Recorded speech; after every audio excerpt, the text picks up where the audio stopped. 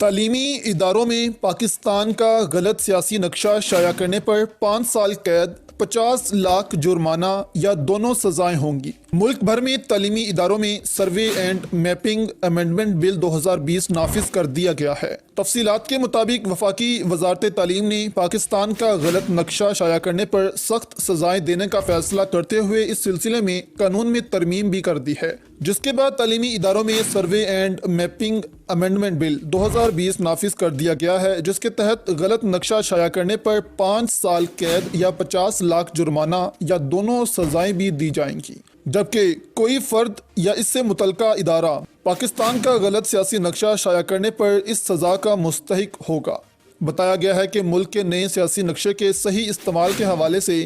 وفاقی حکومت نے تعلیمی اداروں کے نام ایک مراسلہ بھی جاری کیا ہے،